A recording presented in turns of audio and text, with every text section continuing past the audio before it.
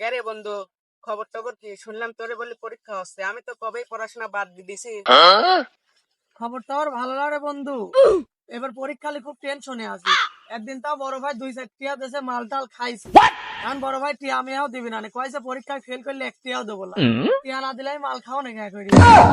কে বন্ধু, তুই কি কোনো স্যারের কাছে প্রাইভেট প্রাইভেট পড়িস নি যে তোর পড়াশোনার এই অবস্থা? আর কইছি রে বন্ধু, এক সারে কাছে প্রাইভেট পড়বি গেলাম, এটা শালা লুচ্ছি শালা পড়ানি বাদ দিয়ে খালি প্রেমের গল্প করে। এজন্য টিয়া দিয়ে আমি প্রেমের গল্প শুনবে যাবো কে, ওই টিয়া দিয়ে মাল খাবো বসে বসে। এজন্য চলে আইছি শালার কাছে।